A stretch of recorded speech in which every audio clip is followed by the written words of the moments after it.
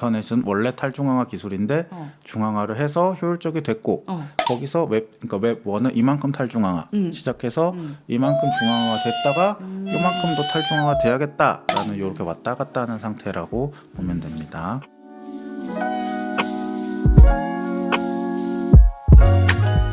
생각보다 많은 것들이 탈중앙화 되어 있는데 왜 유독 블록체인에만 그 탈중앙화 얘기가 나왔을까? 그것은 탈중앙화가 또 맞기 때문인데, 그럼 누구나 컴퓨터들을 여기다 연결하면 홈페이지를 띄울 수가 있어요 라는 게 웹 1이었지. 탈중앙화된 상태. 근데 웹 2가 중앙화돼 있었다는 거야. 인터넷이 난데없이 탈중앙화로 간다는 게 아니라 원래 탈중앙화돼 있던 인터넷이 대형 기업들의 등장으로 중앙화가 좀 됐다가 다시 웹 3로 가면서 탈중앙화가 되고 있는 그 흐름을 말하기 때문에 탈중앙화가 된다는 거지, 중앙화 세상을 깨트리자 하면서 탈중앙화로 가야 한다 막 이런 게 아니야. 딴 길도 아니고 중앙화와 탈중앙화는 원래 평형점을 찾아가는 존재고 중앙화가 효율적일 땐 중앙화가 당연히 되겠지. 그러다가 이거 좀 불안하다 싶으면 탈중앙화가 또 어느 정도 되는 거고, 완벽히 다 해체되는 그거를 떠올리면 안 된다는 거야. 다 분배를 해서 잘 해야 되잖아. 그 개념에는 변함이 없는 거야. 웹3든 웹2든 간에. 근데 이 화면에서 디스트리뷰티드가 나오잖아. 그치, 요거는 이제 이건 분산이란 뜻이지. 근데 요거는 기술적 텀이다 이렇게 볼 수가 있어요. 그러니까 중앙화와 탈중앙화는 방향성을 얘기하는 거라고 했다면, 요거는 분산 네트워크라는 게 존재를 하고, 우리가 흔히 말하는 P2P, 저번 주에 비트코인이 탈중앙화란 말이 없다. 그 이유는 P2P 네트워크를 명시적으로 나는 분산 네트워크를 만든 것이다 했지 탈중앙화된 네트워크를 만든 것이다가 아닌 거야. 그러니까 P2P 네트워크다 이렇게 말하는 게 분산 네트워크다 라고 말을 하고, 그것의 결과물로서 뭐 금융이 탈중앙화됐다 비트코인에 의해서, 이런 표현들은 또 맞는 표현인데, 내가 비트코인 와이페이퍼를 지금 처음 쓰는 입장에서 난 저 사람을 탈중앙화 하려고 이걸 만드는 거예요 이렇게 기술하지 않았다는 거예요. 그래서 분산 네트워크는 컴퓨터들의 연결망을 이렇게 피어 투 피어로 운영하는 이런 방식을 분산 네트워크라고 합니다. 그럼 요즘을 놓고 봤을 때 그 이념적으로 탈중앙 쪽으로 가고 있고 실제로 분산 네트워크도 활용이 되고 둘 다지. 탈중앙 쪽으로 가는 거는 그 흐름이 생기는 거니까, 뭐 민주주의도 왕정에 비해서 탈중앙 쪽으로 간 거고, 근데 민주주의를 탈중앙화돼 있어요 이렇게 말하는 사람 없단 말이야. 내가 말하는 포인트는 왕정에 비해서 탈중앙화가 된 거예요 이렇게 항상 그 상대가 있어야, 비교군이 있어야지 비교관이 말이 있어야 된다. 돼. 예전에는 어른들 30세 이상만 투표했는데 이제는 15세 이상부터 했으니까 또 탈중앙화가 됐어요. 이렇게 상대가 있어야 내가 지금 그거에 비해서 탈중앙화 됐다 이렇게 표현한다는 거지. 상대적인 거니까. 아키텍처는 아닐 것 같고. 한번 슬라이드를 보자고. 그 다음 슬라이드인데 아키텍처가 있고 폴리티컬이 있고 로지컬한 게 있단 말이에요. 세 가지 포인트가 있단 말이에요. 컴퓨터들이 이렇게 있을 거잖아. 맨 아래에 이게 아키텍처지. 그럼 컴퓨터 가지고 이 위에 어떤 노드를 돌린다는 이제 정치적인 게 있지. 이 정치적인 걸로 뭘 하려고 하느냐 하는 프로그램의 상태, 월드 컴퓨터, 요게 센트럴라이즈 돼 있다. 중앙의 한 상태. 흔히 말하면 우리가 저번 시간에 더블 스펜딩은 중앙화 서버에 의해서만 풀린다 그랬어. 시간이라는 거는 중앙화된 상태다 이런 말을 했지. 그런데 탈중앙화된 아키텍처로 중앙화된 상태를 표현해야 되는 거잖아. 그러니까 아키텍처와 폴리티컬 레이어는 탈중앙화되어 있는데, 우리가 만든 더블 스펜딩을 푸는 문제, 이 문제는 중앙화를 표현하기 위함이잖아. 그래서 비트코인은 탈중앙화돼 있어요 라고 말하면 안 되고, 비트코인은 아키텍처리, 폴리티컬리 탈중앙화돼 있고 로지컬리 중앙화돼 있어요 이렇게 말을 해야지. 세 가지 포인트가 있는데요. 아키텍처리, 폴리티컬리. 여기서 그럼 다른 네트워크는요? 이렇게 물어볼 수 있잖아. 다양한 조합이 있을 수 있다는 거야. 그러면 예를 들어 DNS 서버, ISP 이런 거는 예전에는 더 탈중앙화했는데 지금은 좀 중앙화된 편이에요 할 수도 있고, 그리고 폴리티컬리는 또 탈중앙화돼 있어요 했는데 정부가 막 개입해서 막 해. 그럼 또 폴리티컬리 좀 센트럴라이즈 좀 되는 편이네요 이번 정부는, 뭐 이렇게 표현할 수도 있고. 그래서 비트코인의 특이점은 로지컬 센트럴라이제이션에 있다. 그러니까 인터넷에 있는 기술들은 대부분 다 탈중앙화 기술이었어. 탈중앙화돼 있으니까 탈중앙화 상태를 항상 얘기하고 탈중앙화 얘기만 막 하다가 비트코인이 특별한 점, 로지컬 센트럴라이제이션을 다뤘다. 라는 점이 특별하기 때문에 오히려 중앙화에 초점을 맞춰야 되는 거지. 그래서 그럼 탈중앙화되고 탈중앙화되고 탈중앙화되고 이런 3콤보 셋 다 탈중앙화되는 기술들이 이제 이런 거예요. 비트토렌트.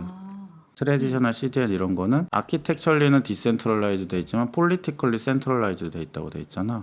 이런 게 아까 LG, U 플러스 막 이런 애들 있잖아. 정치적으로 센트럴라이즈가 돼버리잖아. 마찬가지로 이더리움 노드 요즘에 밸리데이터라고 있어. 밸리데이터가 늘어나면 늘어날수록 폴리티컬리 센트럴라이즈도 되겠지. 노드는 막 한 1000대가 있대. 그런데 정작 운영하는 거는 2개가 다 운영해. 그러면 그걸 폴리티컬 센트럴라이제이션이라고 하는 거야. 스테이킹을 해서 거기서 대신 돌려주세요 하면은 거기서 중앙화가 일어나지.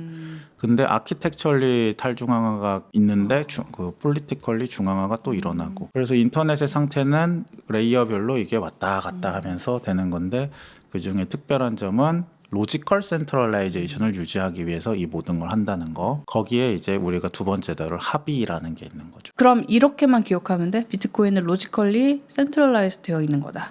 비트코인은 로지컬 센트럴라이제이션을 위해서 만든 기술이에요.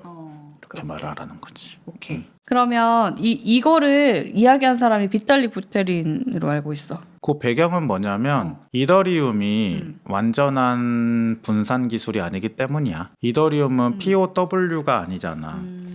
POS로 갔잖아. 여기서 POW, POS 모르는 사람은 있을 수 있어. POW는 작업 증명. POS는 스테이크, 스테이크, 지분 지분 증명. 증명. 그래서 지분이라는 단어가 딱 말만 들어도 되게 정치적이잖아. 사람 손에 넘어간 거잖아.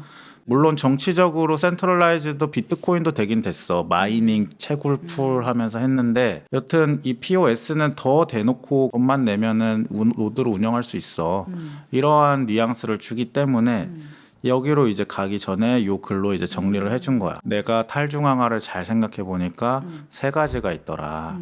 그 중에 POS를 가면은 politically decentralized 상태에서 centralized가 되긴 하는데 여전히 infrastructure decentralization이랑 그리고 logical centralization에는 영향이 없을 수 있겠더라.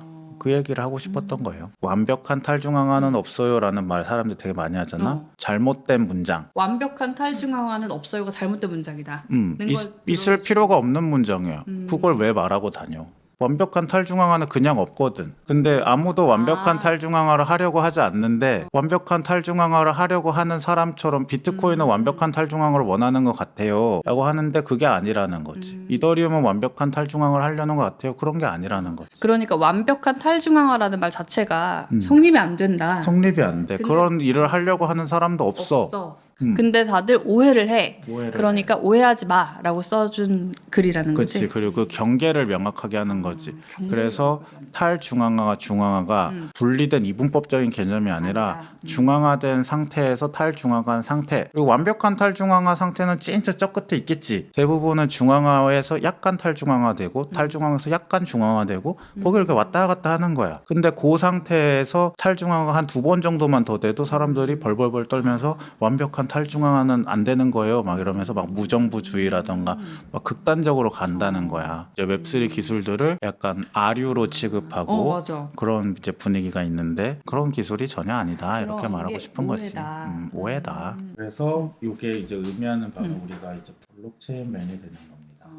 블록체인맨이 되면 이 모든 플랫폼의 데이터를 컨트롤할 수 있는 주체가 되니까 아주 좋은 거예요. 그래서 이거를 마치 이제 여권을 떠올리면 제일 좋아.